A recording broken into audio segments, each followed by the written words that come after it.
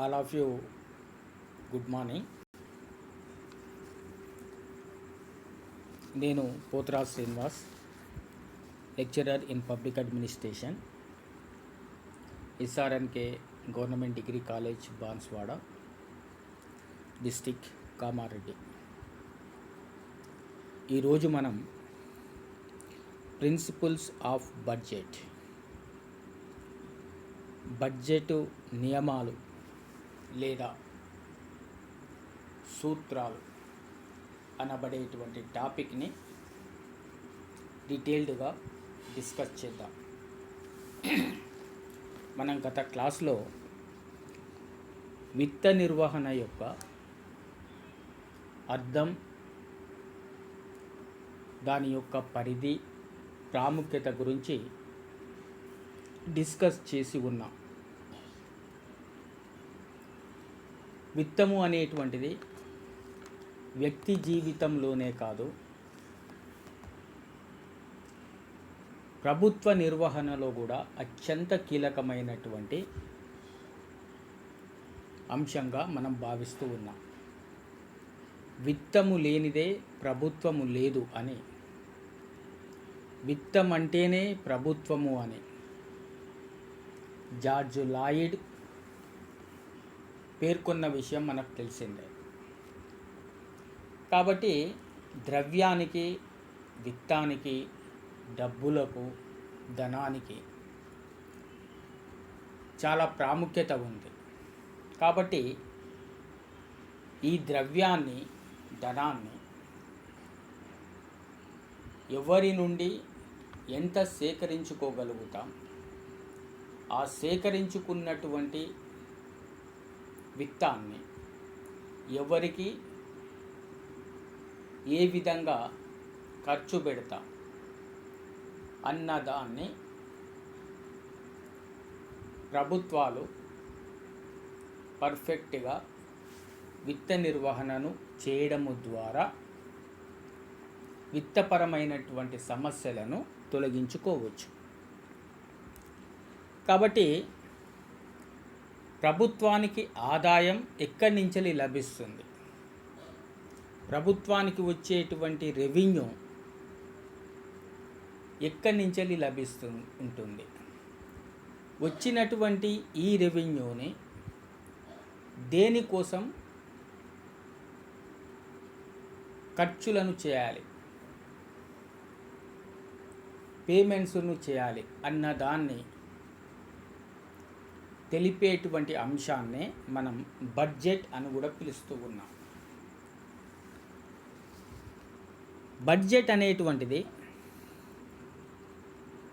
కేంద్ర, రాష్ట్ర ప్రభుత్వాలే కాకుండా స్థానిక ప్రభుత్వాలైనటువంటి ప్రతి స్థాయి ప్రభుత్వం, గ్రామ పాలనకు సంబంధించి జిల్లా పరిషత్, మండల పరిషత్, గ్రామ పంచాయతీ, పట్టణ పాలనకు సంబంధించి నగర పంచాయతీలు, మున్సిపాలిటీలు, కార్పొరేషన్లు,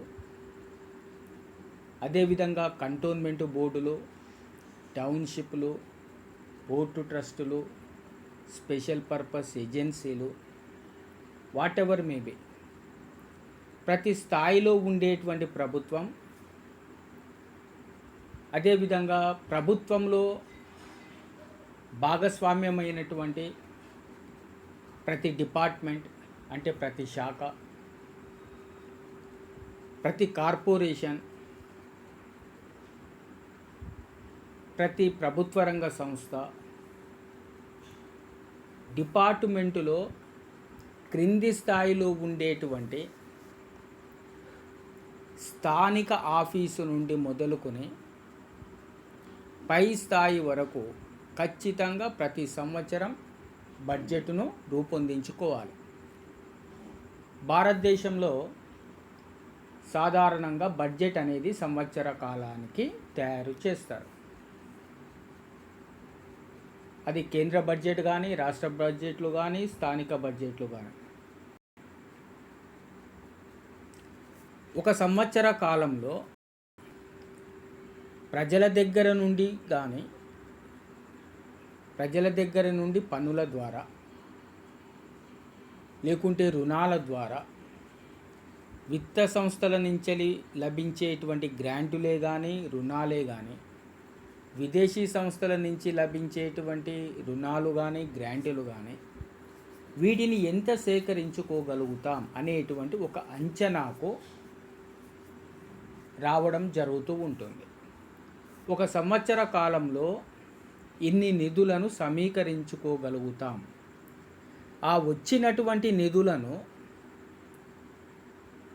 ఈ శాఖలకు ప్రాధాన్యతలకు అనుగుణంగా ఖర్చు పెడదాం అనేటువంటి ఒక అంచనాకు వచ్చేటువంటి ఆదాయ వ్యయాల పట్టికనే బడ్జెట్ అని పిలుస్తారు. ఈ బడ్జెట్ అనబడేటువంటి ఆంగ్ల పదం బోగొట్టే అనబడేటువంటి ఫ్రెంచ్ భాషా పదములో నుండి పుట్టింది. ఫ్రెంచ్ భాషలో ఉన్నటువంటి బోగొట్టేకు అర్థం ఏమిటి అంటే తోలు సంచి అని అర్థం. అప్పుడు ఫ్రెంచ్ దేశానికి సంబంధించినటువంటి ఆర్థిక శాఖ మంత్రి బ్రౌన్ కలర్లో ఉన్నటువంటి ఒక తోలు సంచిలో ఆ సంవత్సర కాలానికి సంబంధించినటువంటి ఆదాయ వ్యయాల పట్టికకు సంబంధించినటువంటి కాగితాలను పెట్టుకొని పార్లమెంటుకు సమర్పించడానికి వెళ్ళేటువంటి వాడు. కాబట్టి ఈ బోగొట్టే అనబడేటువంటి తోలు సంచిలో ఉన్నటువంటి పత్రాలలో ఆదాయ వ్యయాల చిట్టా ఉన్నది. కాబట్టి బోగొట్టే అనే పదములో నుండి బడ్జెట్ అనబడేటువంటి పదం ఉద్భవించింది. ఈ రకంగా విత్తపాలన యొక్క ప్రధాన లక్ష్యములను, కార్యకలాపాలను బడ్జెట్ అనబడేటువంటి సాధనము ద్వారా సాధించడం జరుగుతూ ఉంటుంది. ఈ బడ్జెట్ ద్వారానే ప్రభుత్వం రాబోయే సంవత్సరానికి సంబంధించినటువంటి ఆదాయ వ్యయాల అంచనాలను వేయడానికి అవకాశం ఉంటుంది. బడ్జెట్ ద్వారా అనుకున్న లక్ష్యములను సాధించుటకు కొన్ని నియమాలను ఈ బడ్జెట్ రూపకల్పనలో తీసుకోవాల్సినటువంటి అవసరం ఉంటుంది. వీటినే మనం బడ్జెట్ నియమాలు లేక బడ్జెట్ సూత్రాలు అని పిలుస్తూ ఉన్నాం. Principles of budget. కాబట్టి బడ్జెట్ యొక్క నియమాలను గనక చూసుకున్నట్లయితే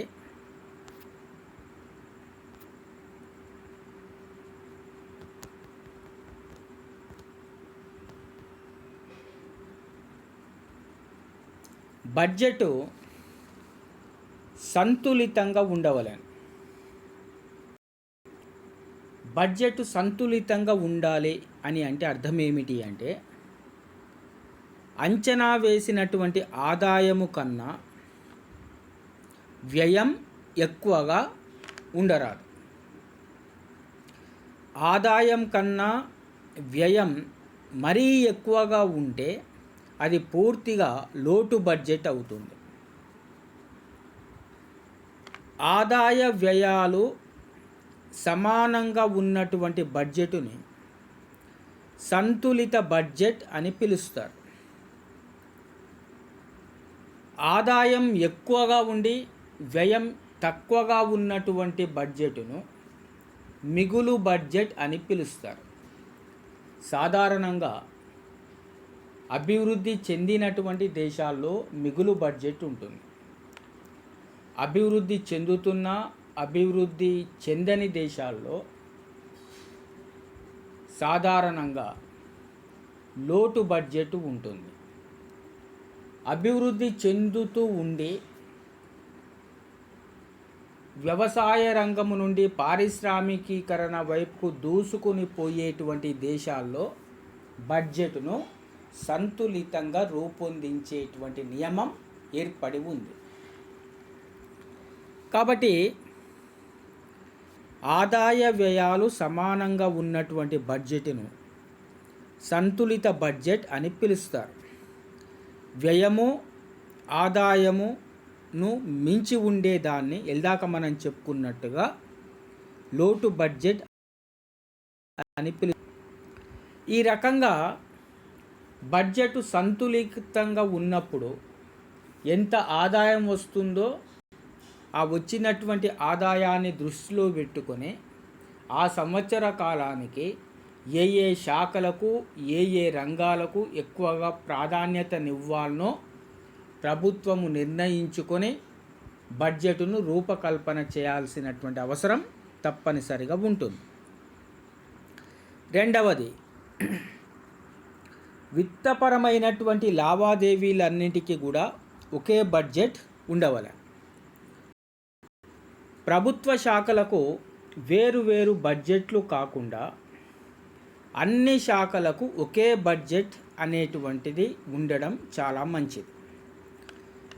వేరువేరు బడ్జెట్లు ఉన్నప్పుడు వివిధ శాఖల మధ్య ఆర్థిక కార్యకలాపాలలో సమన్వయం ఏర్పరచడం కష్టమవుతూ ఉంటుంది. భారతదేశంలో కేంద్ర స్థాయిలో సుమారుగా 100 శాఖలు ఏర్పడి ఉన్నాయి.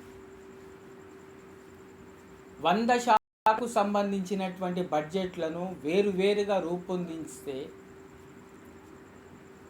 దాన్ని ఆ బడ్జెట్లను రూపొందించడం సమన్వయం చేయడం చాలా చాలా కష్టంగా మారుతూ ఉంటుంది. కాబట్టి అన్ని శాఖలకు కలిపి ఒకే బడ్జెట్ను రూపొందించడం జరుగుతూ ఉంటుంది. సాధారణంగా కొన్ని శాఖల ద్వారా ఆదాయం ఎక్కువగా లభిస్తూ ఉంటుంది. For example, income tax department, excise tax department, గనులు భూగర్భ శాఖలకు సంబంధించినటువంటి డిపార్ట్మెంట్, వీటి ద్వారా ఎక్కువగా ఆదాయం ప్రభుత్వానికి లభిస్తూ ఉంటుంది. కొన్ని శాఖలలో ఆదాయం కంటే వ్యయం చాలా ఎక్కువగా ఉంటుంది. For example, police department, defence department, education department, వీటిల్లో. కాబట్టి ఏ డిపార్ట్మెంట్ నుంచి ఎక్కువగా ఆదాయం లభిస్తూ ఉంటుంది, ఏ ఏ డిపార్ట్మెంట్లకు అవసరమైనటువంటి ప్రాధాన్యతను బట్టి నిధులను కేటాయించాలనో తెలుసుకోవడానికి దేశం మొత్తానికి కలిపి అన్ని శాఖలకు కలిపి ఒకే బడ్జెట్ ఉండడం శ్రేయస్కరం. కానీ భారతదేశంలో సాధారణ బడ్జెట్ అనబడేటువంటి ఒక బడ్జెట్,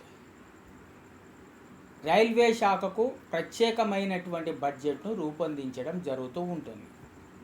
అంటే ప్రభుత్వ శాఖలకన్నింటికి కలిపి ఒక బడ్జెట్, దాన్ని సాధారణ బడ్జెట్ అని పిలుస్తారు. రైల్వే శాఖ అతి పెద్దది కాబట్టి సుమారుగా 15 లక్షల మంది కార్మికులు ఉద్యోగులు పనిచేసేటువంటి డిపార్ట్మెంట్, అత్యధిక మూలధనం అత్యధిక పెట్టుబడి ఉన్నటువంటి శాఖ కాబట్టి రైల్వే శాఖ యొక్క బడ్జెట్ను వేరుగా చూపించడం జరుగుతూ ఉంటుంది. లోక్సభలో సాధారణ బడ్జెట్ను ఆర్థిక శాఖ మంత్రి ప్రవేశపెడతాడు.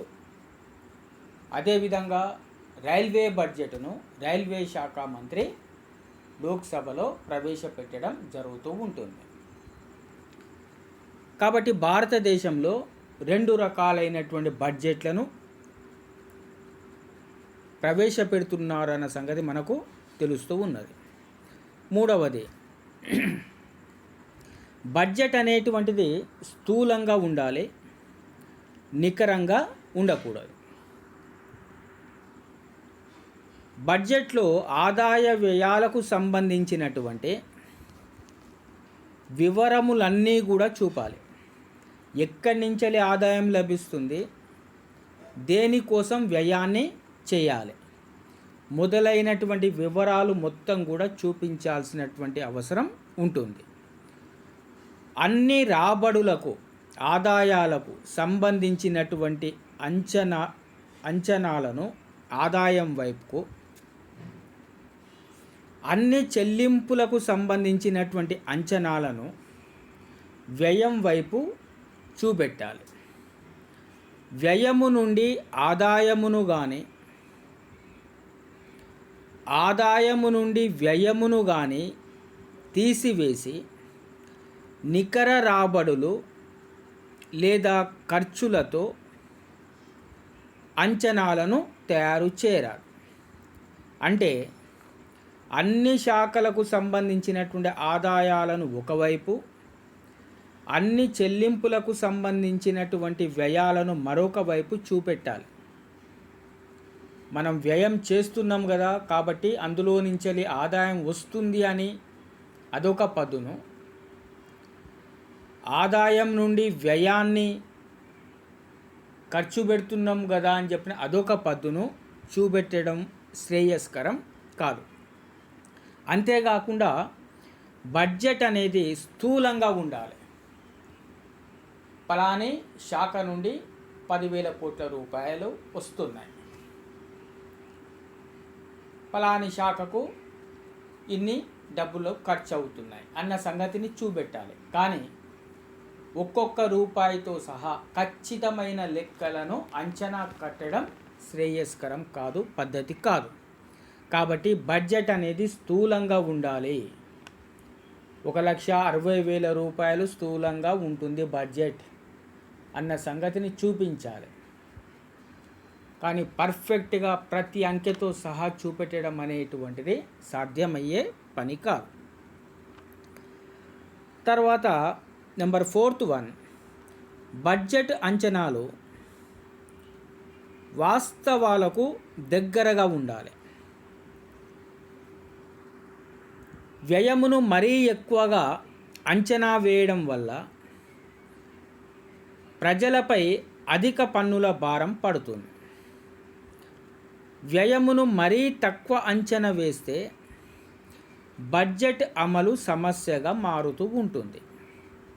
ఇక్కడ మనం అర్థం చేసుకోవాల్సినటువంటి పాయింట్ ఏమిటి అంటే, బడ్జెట్ అంచనాలు అనేటువంటివి రియాలిటీకి దగ్గరగా ఉండాలి. వ్యయాన్ని మరీ ఎక్కువగా అంచనా వేసి ఒక 100 రూపాయలు ఖర్చు అయ్యేది ఉంటే 200 రూపాయల వ్యయంగా దాన్ని చూపెడితే ప్రజలపైన అనవసరమైనటువంటి పన్నుల విధింపు కార్యక్రమాలు చేపట్టడం జరుగుతూ ఉంటుంది. కాబట్టి వ్యయాన్ని మరీ ఎక్కువగా అంచనా వేయడం వల్ల ప్రజలపైన అధిక భారం పడుతుంది. వ్యయాన్ని తక్కువగా చూపెడితే బడ్జెట్ అమలు సమస్యగా మారుతూ ఉంటుంది. ప్రభుత్వ కార్యక్రమాలు అమలు లోపలికి రావు. అదేవిధంగా 5వ పాయింట్,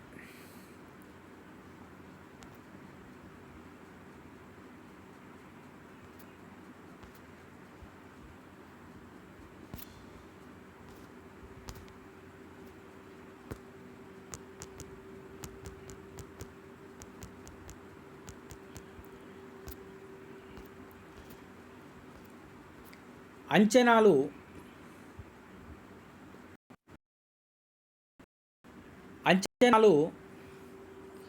నగదు ఆధారంగా ఉండాలి.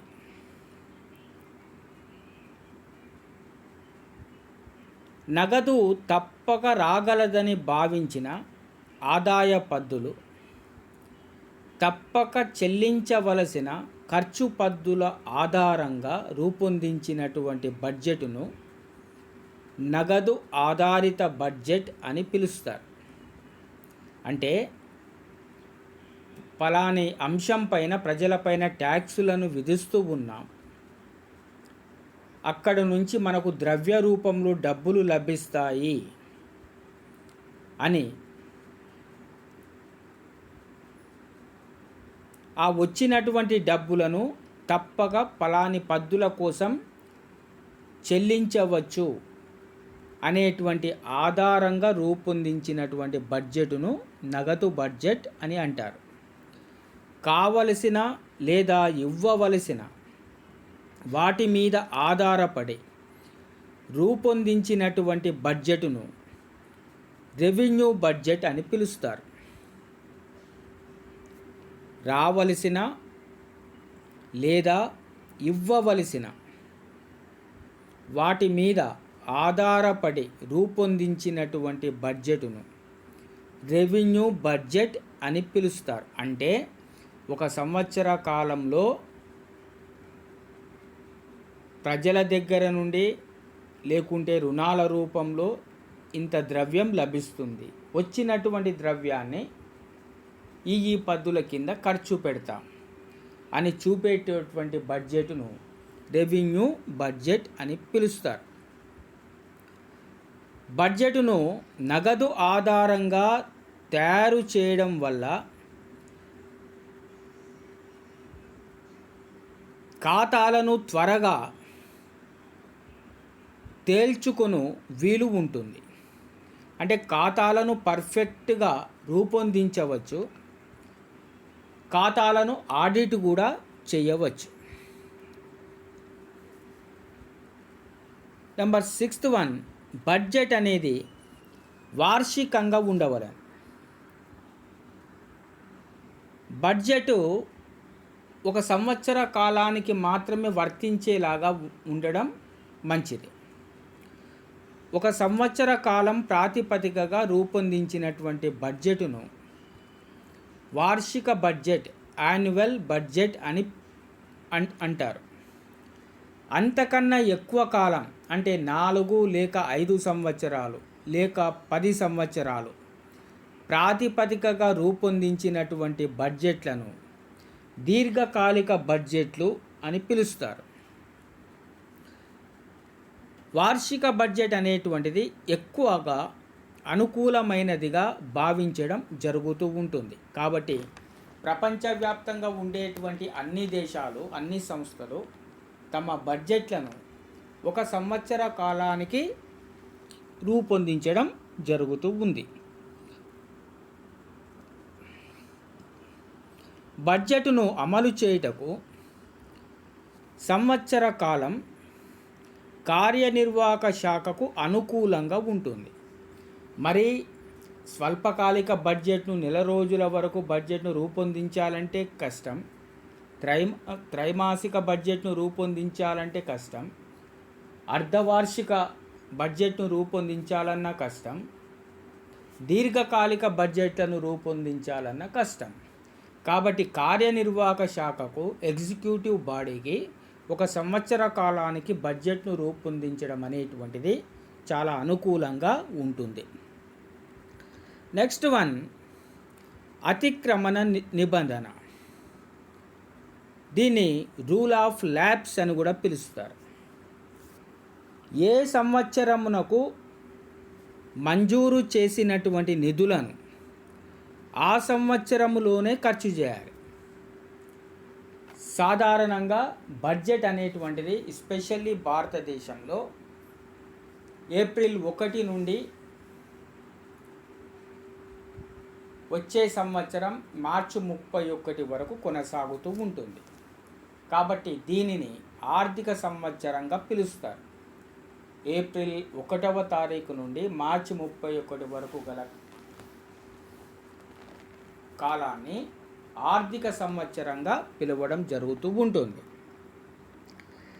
ఈ ఆర్థిక సంవత్సరానికి మంజూరు చేయబడినటువంటి నిధులను ఆ సంవత్సరంలోనే ఖర్చు చేయాలి.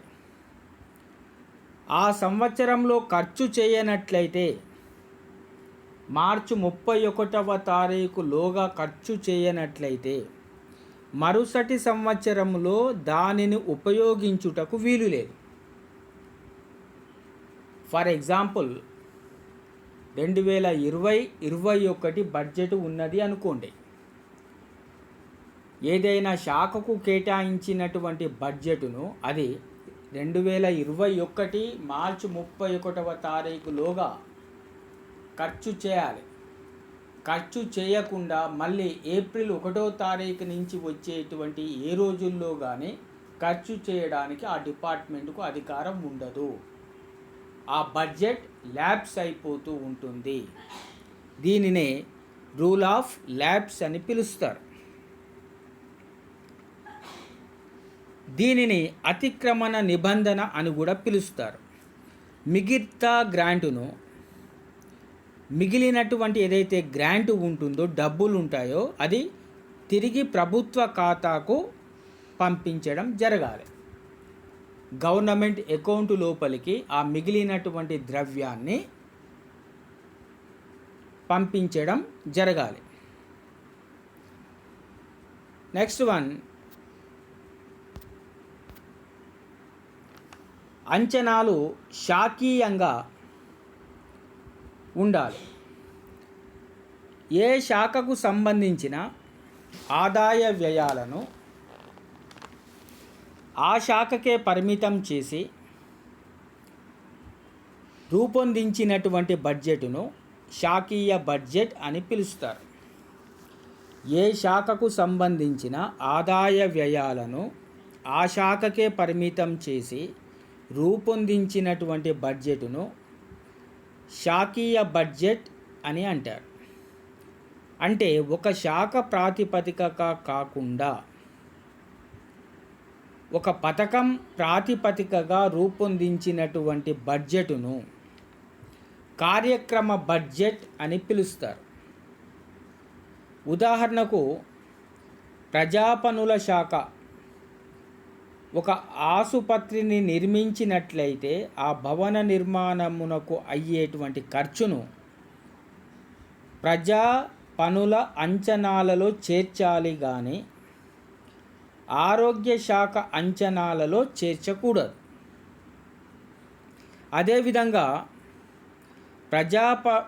పనుల శాఖ ఉద్యోగులకు వైద్య సదుపాయములను అందించుటకు ఆరోగ్య శాఖ కింద ఖర్చు చేసిన ఎడల ఆ వ్యయాన్ని ఆరోగ్య శాఖ అంచనాలతో చేర్చాలి కానీ పనుల శాఖ అంచనాలతో చేర్చరాదు. దీన్ని బట్టి మనం అర్థం చేసుకోవాల్సినటువంటి పాయింట్ ఏంటి అంటే, ఒక ఆసుపత్రిని కట్టించాల్సినటువంటి బాధ్యత పనుల శాఖ పైన ఉంటుంది, పబ్లిక్ వర్క్స్ డిపార్ట్మెంట్ పైన ఉంటుంది. ఆ వ్యయాన్ని ఆ డిపార్ట్మెంటు పద్దులోనే చూపెట్టడం జరగాలి. కానీ కట్టేది ఆసుపత్రి కాబట్టి హాస్పిటల్ పద్దు లోపలికి దాన్ని చూపెట్టడానికి వీల్లేదు. ఈ డిపార్ట్మెంటు వాళ్లకు వైద్యం చేస్తున్నారు కాబట్టి అది ఆసుపత్రికి సంబంధించినటువంటి పద్దులోనే చూపెట్టడం జరగాలి. కానీ పనుల శాఖ పద్దు లోపలికి చూపెట్టరాదు. ఈ రకంగా ప్రతి శాఖకు ఎంత ఆదాయం లభిస్తూ ఉంటుంది, ఆ వచ్చినటువంటి ఆదాయాన్ని ఏ పనుల కోసం ఆ శాఖ వాళ్ళు ఖర్చు పెడుతున్నారో చూపెట్టేటువంటి పద్ధతిని శాఖీయ బడ్జెట్ అని పిలవడం జరుగుతూ ఉంటుంది. తద్వారా స్పష్టంగా ఒక డిపార్ట్మెంటుకు ఎంత ఆదాయం లభిస్తూ ఉంటుంది, ఎంత ఖర్చు పెడుతున్నారు, అది మిగులు ఆదాయం కలిగినటువంటి శాఖన, లోటు ఆదాయం కలిగినటువంటి శాఖన అన్న సంగతి మనకు స్పష్టంగా తెలుసుకోవడానికి అవకాశం లభిస్తూ ఉంటుంది. కాబట్టి అంచనాలన్నీ కూడా శాఖీయంగానే ఉండాలి. నెక్స్ట్ వన్, బడ్జెట్ అంచనాలు ఖాతాలకు అనుగుణంగా ఉండాలి. బడ్జెటు ఖర్చును పెట్టేటప్పుడు ప్రతి పద్దు కూడా ఖాతాలకు అనుగుణంగా ఉండేలాగా చూడాలి. ఏ విధంగా అని గనక చూస్తే, బడ్జెట్లో శీర్షికలు మరియు ఖాతాలు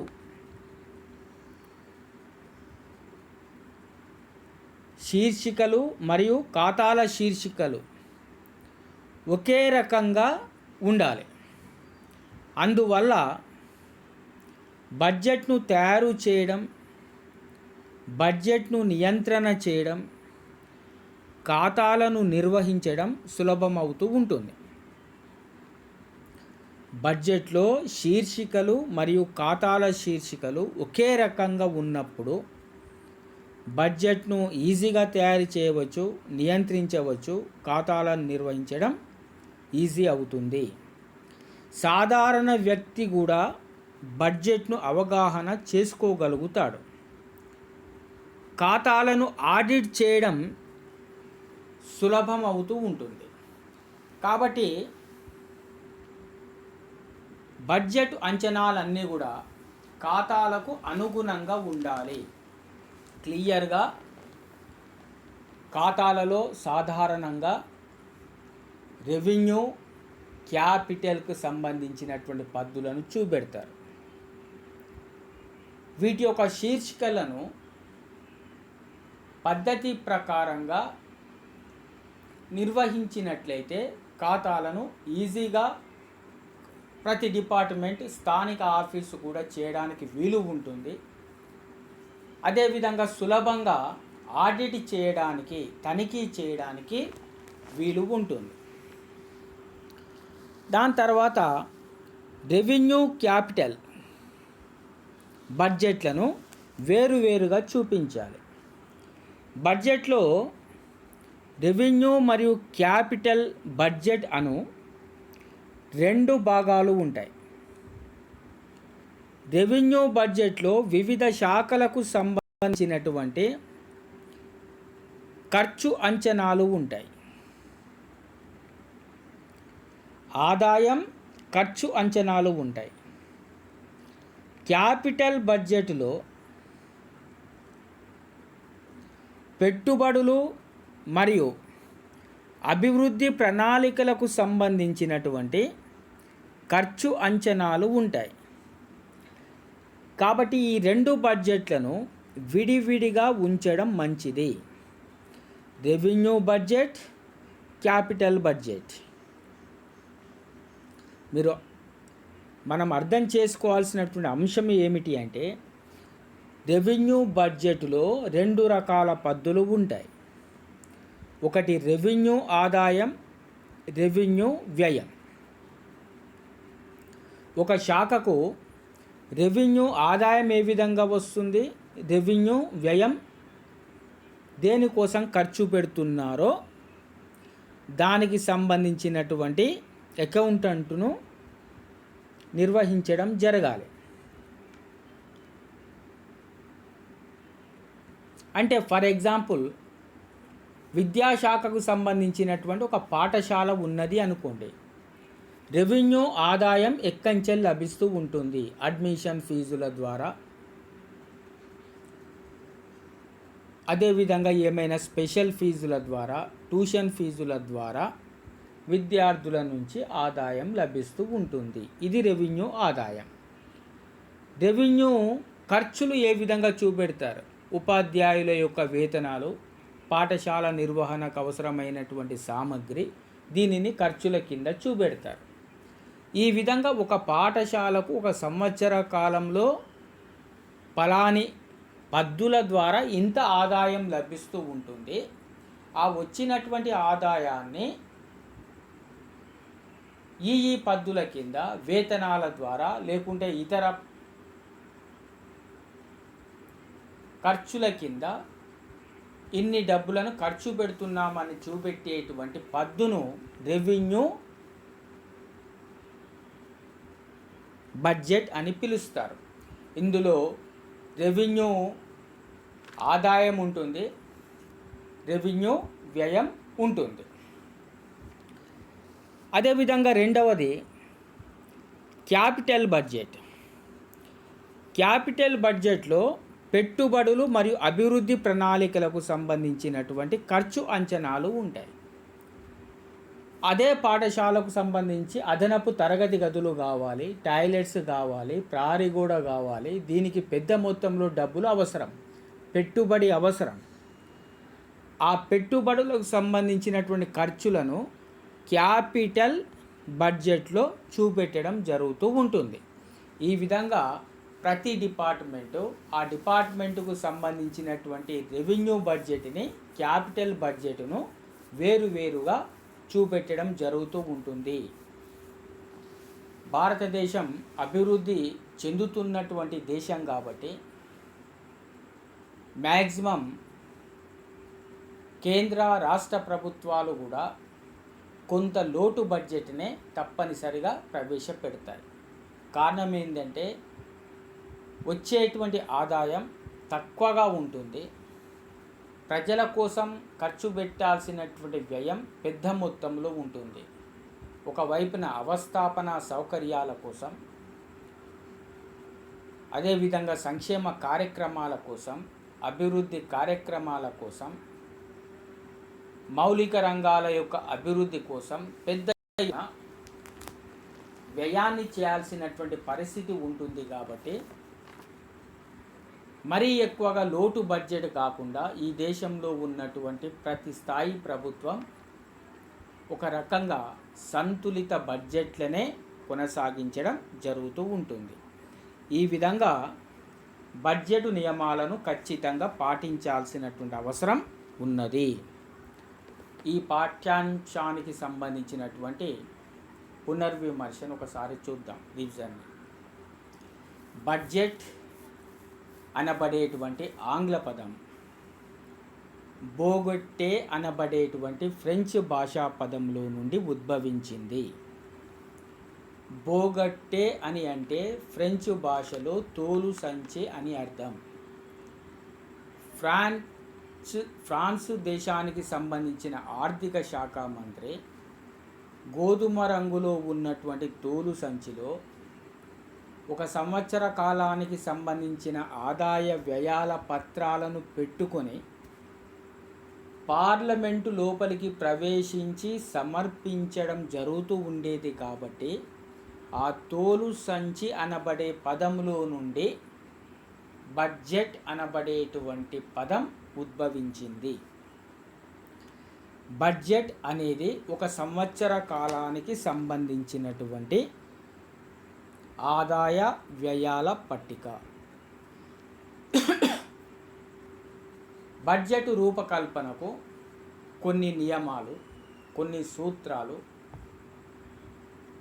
తప్పనిసరిగా ఉండాలి. ఒకటి, బడ్జెట్ సంతులితంగా ఉండాలి.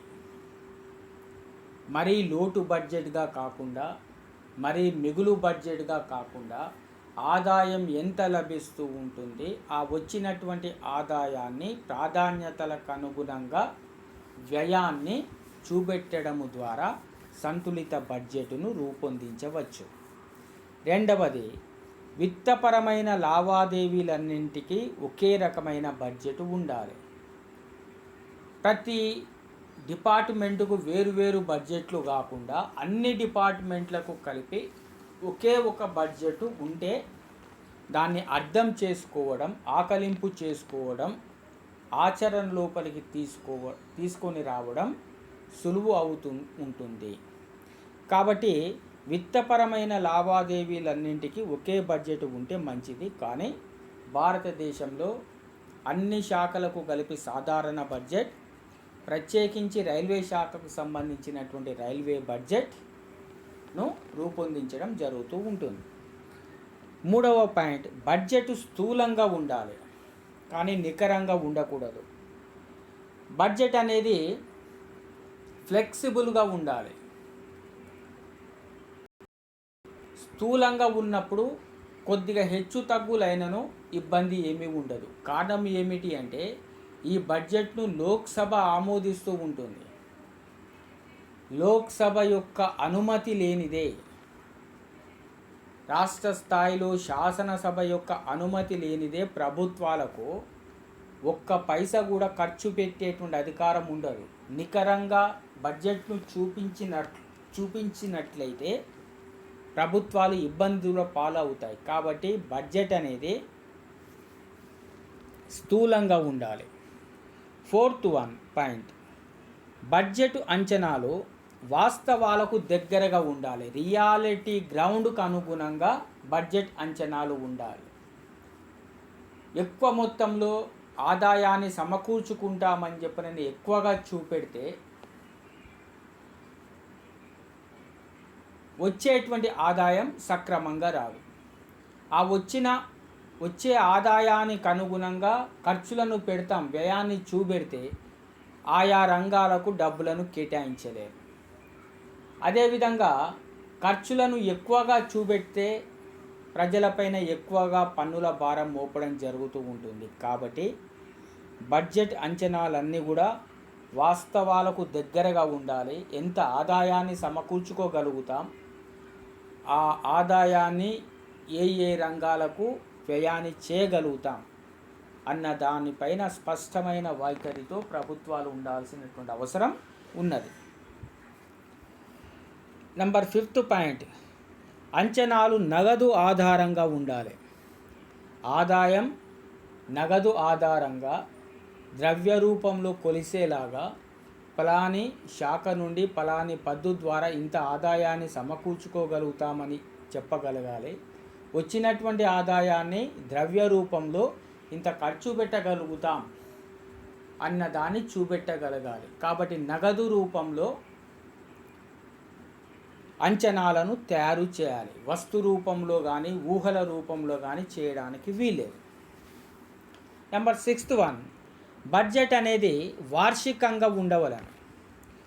బడ్జెట్ అనేటువంటిది ఒక సంవత్సర కాలానికి వర్తించేలా తయారు చేసినప్పుడు ఎగ్జిక్యూటివ్ ఫంక్షన్, ఫైనాన్స్ డిపార్ట్మెంట్ యొక్క ఫంక్షన్, అదేవిధంగా బడ్జెట్ను రూపొందించేటువంటి బాడీస్ ఏవైతే ఉన్నాయో స్థానిక అధికారులు కానీ శాఖీయ అధికారులు కానీ అకౌంటెంట్ జనరల్ కానీ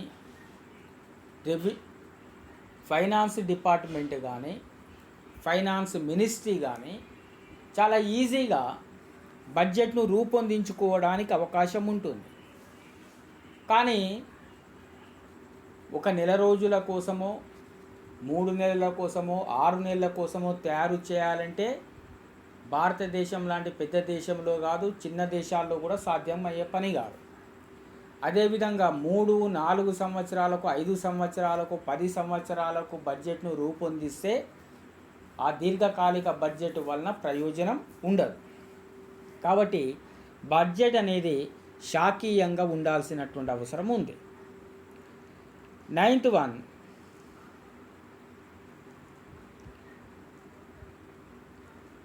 సారీ 7th వన్, అతిక్రమణ నిబంధన. ఒక సంవత్సరానికి కేటాయించబడినటువంటి పద్దును అదే సంవత్సరంలో ఖర్చు చేయాల్సినటువంటి అవసరం ఉంటుంది. ఆర్థిక సంవత్సరం ముగిసిన తర్వాత రోజు నుండి ఆ బడ్జెట్ను ల్యాబ్స్ చేయాల్సినటువంటి అవసరం ఉంటుంది. దీన్ని రూల్ ఆఫ్ ల్యాబ్స్ అని పిలుస్తారు. ఆ మిగిలిపోయినటువంటి ప్రభుత్వం కేటాయించినటువంటి ద్రవ్యాన్ని ప్రభుత్వ ఖాతాలకు ఆయా శాఖలు తిరిగి జమ చేయాలి. కానీ గత ఆర్థిక సంవత్సరంలో కేటాయించినటువంటి ద్రవ్యాన్ని ప్రస్తుత ఆర్థిక సంవత్సరంలో ఖర్చు చేయడానికి వీలు లేదు. దీనిని అతిక్రమణ నిబంధన అని పిలుస్తారు. 8th వన్, అంచనాలు శాఖీయంగా ఉండాలి. ప్రతి శాఖ ఆ శాఖకు సంబంధించినటువంటి ఆదాయం వ్యయాల పట్టికను రూపొందించి, సాధారణంగా బడ్జెట్ను ప్రతి శాఖకు సంబంధించినటువంటి స్థానిక అధికారులకు బడ్జెట్ ఫారాలను పంపిస్తారు. స్థానిక అధికారులు స్థానిక ఆఫీసులకు సంబంధించినటువంటి డ్రాయింగ్ ఆఫీసర్ ఎవరైతే ఉంటారో వారు సంవత్సర కాలానికి ఎంత ఆదాయం లభిస్తుంది, ఎంత వ్యయమవుతుంది అనేటువంటి పట్టికను రూపొందించి తమ శాఖకు పంపించడం జరుగుతూ ఉంటుంది. శాఖీయంగా పంపించినటువంటి ఆ పద్దులను, అంచనాలను శాఖాధిపతి నిర్ణయము చేసి దాన్ని అకౌంటింగ్ జనరల్ నిపుణ పరీక్షకు పంపిస్తారు. అకౌంటింగ్ జనరల్ నిపుణ పరీక్ష పూర్తి అయిపోయిన తర్వాత దాన్ని ఫైనాన్స్ డిపార్ట్మెంట్కు పంపిస్తారు. ఈ రకంగా ఒక్కొక్క శాఖ పంపించినటువంటి ఆ బడ్జెట్ అంచనాలను, ఆదాయ వ్యయ అంచనాలను ఆర్థిక శాఖ మంత్రి, ఆర్థిక శాఖ ఉద్యోగులు కలిసి అన్ని శాఖల యొక్క ఆదాయం ఎంత లభిస్తూ ఉంది, అన్ని శాఖలకు ఎంత వ్యయం జరుగుతూ ఉందో అంటే బడ్జెట్ను ఈజీగా తయారు చేస్తారు. కాబట్టి బడ్జెట్ను శాఖీయంగా తయారు చేయడం వల్ల అనేక రకాలైనటువంటి ఉపయోగాలు ఉన్నాయి. ఏ శాఖ లోటుతోటి ఉంది, ఏ శాఖ మిగులుతోటి ఉందన్న సంగతి తెలుస్తూ ఉంటుంది. శాఖల యొక్క ప్రాధాన్యత ఏందో తెలుస్తూ ఉంటుంది. బడ్జెట్ రూపకల్పన చాలా సులభంగా చేయవచ్చు. 9th వన్, బడ్జెట్ అంచనాలు ఖాతాలకు అనుగుణంగా ఉండాలి. బడ్జెట్ను ఖాతాలు ఏవైతే ఉంటాయో, రెవెన్యూకు సంబంధించిన ఖాతాలు వేరుగా, క్యాపిటల్కు సంబంధించినటువంటి ఖాతాలు వేరుగా ఉండాలి. ఆదాయానికి సంబంధించినటువంటి ఖాతాలు, వ్యయానికి సంబంధించినటువంటి ఖాతాలు వేరువేరుగా చూపెట్టినప్పుడు ఈజీగా ఖాతాలను నిర్వహించుకోవడానికి అవకాశం ఉంటుంది. స్థానిక అధికారులతో సహా ఆ ఖాతాలను తనిఖీ చేయడానికి, ఆడిట్ చేయడానికి కూడా సులభతరం అవుతుంది. చివరిది 10వ పాయింట్, రెవెన్యూ క్యాపిటల్ బడ్జెట్లను వేరువేరుగా చూపెట్టాలి. ప్రతి శాఖకు రెవెన్యూ బడ్జెట్ వేరుగా ఉండాలి, క్యాపిటల్ బడ్జెట్ వేరుగా ఉండాలి. రెవెన్యూ బడ్జెట్ అంటే ఏమిటో మనం చెప్పుకున్నాం ఆల్రెడీ. వివిధ శాఖలకు సంబంధించినటువంటి ఖర్చు అంచనాలు ఇందులో ఉంటాయి, ఆదాయ అంచనాలు కూడా ఉంటాయి. క్యాపిటల్ బడ్జెట్లో ఆ శాఖకు సంబంధించినటువంటి దీర్ఘకాలిక లేదా స్వల్పకాలిక పెట్టుబడులకు మరియు అభివృద్ధి ప్రణాళికలకు సంబంధించినటువంటి ఖర్చు, ఆదాయాలు రెండు కూడా ఉంటాయి.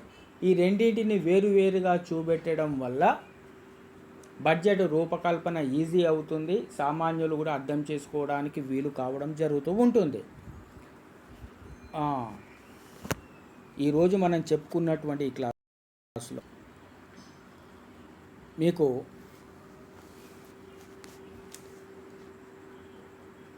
వార్షిక పరీక్షల్లో, సెమిస్టర్ పరీక్షలో షార్ట్ క్వశ్చన్ రావడానికి అవకాశం ఉంటుంది. బడ్జెట్ నియమాలు లేక సూత్రాలను వివరించండి అని. కారణం ఏంది అంటే, ఈ సెకండ్ చాప్టర్లో ఉన్నటువంటి బడ్జెట్ అనబడేటువంటి యూనిట్ ఏదైతే ఉందో దీంట్లో నుంచి ప్రధానంగా 4 క్వశ్చన్లు ఉన్నాయి. ఒకటి, బడ్జెట్ సూత్రాలను వివరించండి, ప్రిన్సిపల్స్ ఆఫ్ బడ్జెట్. రెండవది, బడ్జెట్ తయారు చేయు విధానాన్ని తెలపండి. మూడవది, బడ్జెట్ను పార్లమెంటు ఆమోదించే ప్రక్రియను తెలపండి. నాలుగవది, బడ్జెట్ అమలు ప్రక్రియను వివరించండి. 4 క్వశ్చన్స్ ఉంటాయి. ఇందులో ఒక లాంగ్ క్వశ్చన్, 2 లాంగ్ క్వశ్చన్లు, ఒక షార్ట్ క్వశ్చన్ గ్యారంటీగా వస్తాయి. మ్యాక్సిమంగా షార్ట్ క్వశ్చన్గా రావడానికి అవకాశం ఉన్నటువంటి క్వశ్చన్ ఈరోజు మనం చెప్పుకున్నటువంటిది ప్రిన్సిపల్స్ ఆఫ్ బడ్జెట్. ఇది వచ్చినప్పుడు తప్పనిసరిగా మీరు బడ్జెట్ యొక్క మీనింగ్ ఏందో రాయాలి, బడ్జెట్ పదం ఏ విధంగా ఉత్పత్తి అయ్యిందో రాయాలి. దీనితో పాటుగా బడ్జెట్ నియమాలు అనేటువంటి హెడ్డింగ్ను పెట్టి ఇప్పుడు మనం చెప్పుకున్నట్లుగా ఈ 10 సైడ్ హెడ్డింగ్లను రాసి దానికి సంబంధించి అనుగుణంగా ఉన్నటువంటి మెటీరియల్ను సేకరించుకొని రిఫరెన్స్ పుస్తకాల ద్వారా తెలుసుకొని మీ స్వంత శైలిలో సమగ్రంగా రాసినప్పుడు పూర్తి మార్కులు సాధించడానికి అవకాశం ఏర్పడుతూ ఉంటుంది. Thank you. 1 and all.